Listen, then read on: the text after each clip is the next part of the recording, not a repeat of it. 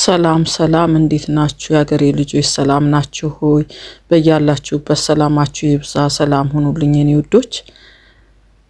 ትላንት ማታ የናቲን የሄሉን ያልታሰበ እንግዳ አይተነው ነበረ። በጣም ያልጠበቅነው ሰው ነው ትላንትና የተከሰተው። እሱም እንግዲህ የአርባ ምንጭ የሄሉ ናቲ ማለት ነው። እኔ መከታተል የጀመርኩት ሄሉን ከናቲ ጋር እያለች ነው እና በጣም ወዳታለሁ እሷንም እንደ ሀይሚ።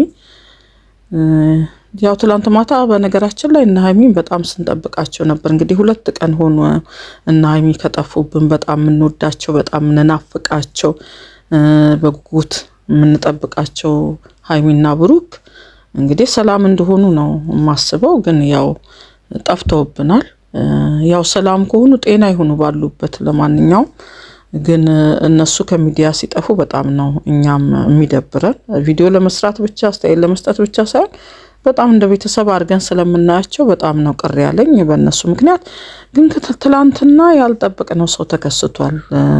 ናቲ እንግዲህ ከእንዳልክ ጋር ሊያቆሙ ያሉ አካባቢ ብቻ ስለ ቀለበት ስለ ሰርግ በሚያወሩበት ወቅት በመሃል ተረሳሽ ወይ ይሄ ሁሉ እንዴት ይረሳል ያለ ሙዚቃና ያሳለፉትን የበፊቱን ያሳለፉትን ላይፍ ያስተላልፍ ነበረ።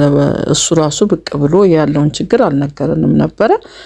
ትላንት ማታ ግን ያው ማታ ስከታተል እንዳየሁት ከሆነ ያው ያለበትን ሁኔታ የነበረበትን ሙሉ ፕሮሰሱን እንግዲህ ተናግሯል። ትላንትና እንዴት እንደሄዱ ከመሄዱ ጀምሮ ነው የተናገረው። ትላንት እንዴት እንደሄደ እንዴት እንደተለያዩ ከሄሉ ጋር በሰላም እንደተለያዩ፣ በዛ ደግሞ የሆነ ጉዳይ አጋጥሞት በመሃል እንደጠፋ ያው እስር ቤት ነው እኔ እንደሰማሁት ከሆነ።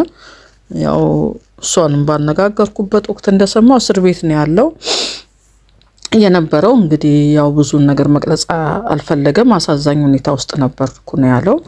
ከዛ ከእስር ቤት ስወጣ ያልጠበቅኩትን ነገር ነው ያየሁት።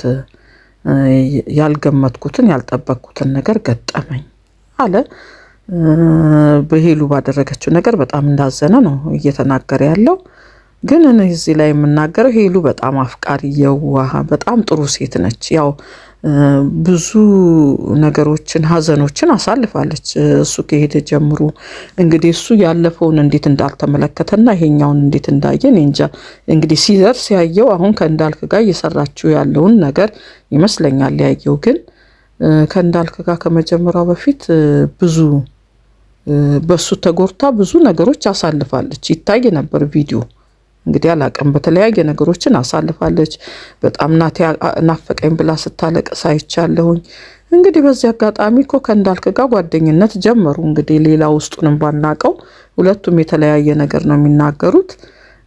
ናቲ ማነው እንዳልክም ሆነ ሄሉ ያው ለኛ የሚያሳዩን ነገር በርግጥ ይሄ የሚያሳዩን አክት መተቃቀፋቸው የሚናገሩት ቃላቶች በአጠቃላይ ያው ወደ ፍቅር ውስጥ ያሉ ነው የሚመስለን የመሰለ። ያንን ነገር በማየቱ በጣም እንደተሰማው ግን ዘግይቷል እኮ ሲናገር እሱ። ወይም ይሄ ነገር ከተሰማው ናቲ እኔ ከሄሉ ጋር በጣም ይፋቀሩ ስለነበር በጣም ይዋደዱ በጣም ስለምትወደው በጣም ነው እኔም ደስ የሚለኝ ልጁ በጣም ነው ማከብረው። ግን ለምን ዘገየ? እነዚህ ነገሮች ለመታገል ለምን ዘገየ? ውጭ ሀገር ያለ ሰው እኔ ባንዴ ነገሮች ሁሉ እንደማይሳኩለት ይገባኛል። ይሄን ነገር እንደውም ነግሬያታለሁ። ምክንያቱም በአንድ ወቅት ከእንዳልክ ጋር ሆኖ ስታለቅስ ፍቅር ያዘኝ አንዳንድ ነገሮች ስትል እኔ ከናቲ ጋር መለያየታቸውን በዛ ሰዓት አልወደድኩም አላመንኩበትም። ያው ውጭ እንደሄደ ተናግራለች። ስለዚህ ለምን ትግስት ማድረግ አልነበረብሽም ወይ? ምን አይነት ችግሮች ናቸው ያሉ ታውቀሻል ወይ? እሱ ያለበትን አሁን ያለበትን ሁኔታ አውቀሻል ወይ?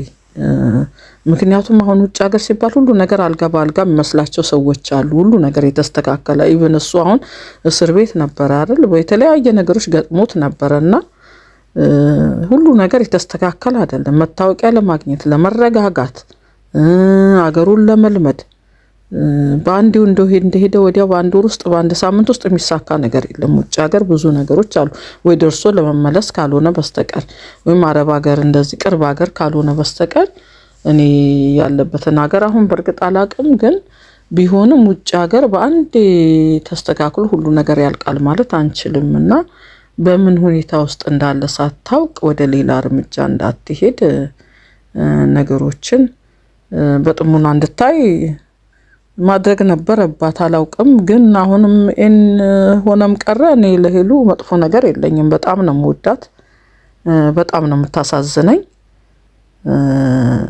የዋነች፣ ሰዎችን ታምናለች። ያው እናቷ ደግሞ ብለዋል ተናግረዋል ከዚህ በፊትም ትቸኩላለች ለነገሮች። እሱ ነው የሚጎዳት እንግዲህ መቸኮልና ሰውን እስተጥግ ድረስ ልቧን ሰጥታ የምታምነው እሱ አሁን ወጥቶ የተናገረውን ያመን ነው። በርግጥ ይሄው እግዚአብሔር በሚያውቀው እያለ እንግዲህ እግዚአብሔርን ስም እየጠሩ ነው እንግዲህ ሰዎች ብዙ ጊዜ የሚናገሩት ግራ ይገባናልኛ።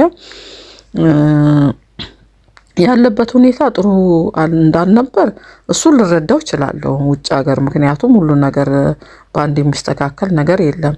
ግን ለምንድን ነው የዘገየው? ከወጣም በኋላ ከ8 ወር በኋላ ለምን አላናገራትም? እንደገናም ደግሞ አሁንም ቢሆን እኮ እሷ ያለችው ለብቻዋ ነች።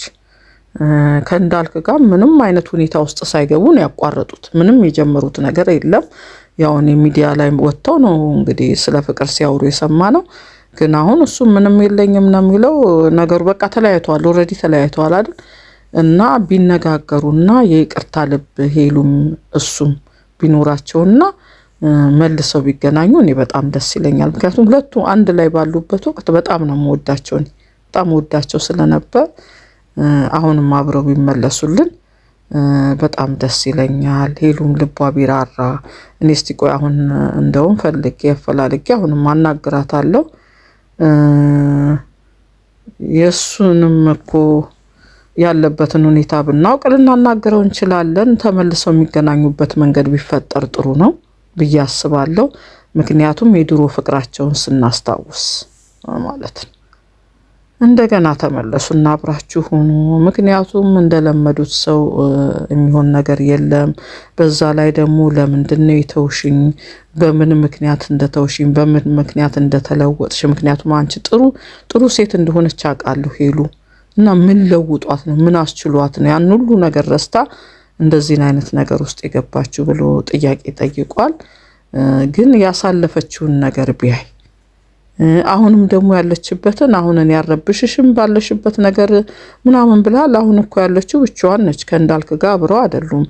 በዛን ወቅት ሙዚቃ ስትለቅ ብዙዎቻችን አትረብሽ ምናምን ያልነው እንግዲህ የዛን ጊዜ ነበረ። አብረው እንግዲህ እኛ አላወቅንም፣ አብረው በሚያሳዩን ነገር ነው። አሁን እሷ ግን ምንም አይነት ሁኔታ ውስጥ ሳትገባ አቋርጣለች፣ ያላትን ነገር ሁሉ ከት አድርጋለች። እና አሁን እናንተ ሁለታችሁ ቢነጋገሩ ከመነጋገር ብዙ መፍትሄ ይመጣል።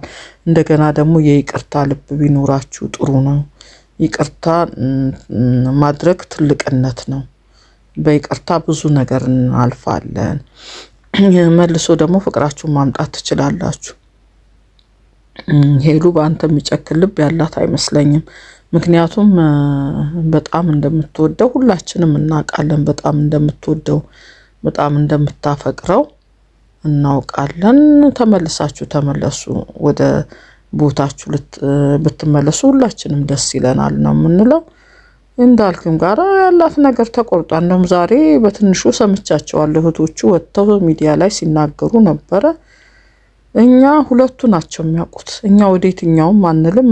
እሱም ያለንን አይደለም ምናምነው። ግን ሄልዬም ከድሮ ጀምሮ ስለምናቃት ምንም ክፉ ነገር እንዲያገኛት አንፈልግም። በዛ ወቅት አብራችሁ በነበራችሁበት ወቅት የምታሳየውን ነገር ሁሉ እንዳልክ መተው ትችል ነበር፣ ማቋረጥ ትችል ነበር። ይሄ ነገር ይቅርብን ብለህ ትል ነበረ። በጥልም ባለመስማማትም አትለያዩ ነበረ። አንዳንድ ሰዎች አብራችሁ ስትሆኑ ዩቲዩብን ለማሳደግ ብቻ አይደለም ሴትን መፈለግ፣ የማትፈልጉት ነገር ውስጥ ራሳችሁም አትግቡ፣ ሰዎቹንም አብረው የሚሰሯችሁን ሰዎችም አትክተቱ፣ ተጠንቀቁላቸው ለሴቶቹ። ስለዚህ አንተ በምታሳያት አንዳንድ ነገሮች እሷ ልትሳብ ትችላለች እና በኋላ ላይ ይሄ ነገር እንዲህ አይደለም ብሎ መውጣቱ ምንም እኛ ከምናየው አኳያ እኛ ራሱ ጥሩ ምኞት ተመኝተንላችሁ ነበር። እንግዲህ አሁንም ሁላችሁንም እግዚአብሔር ይርዳ ነው የምንለው። ባጭሩ ሰላም ሁኑ።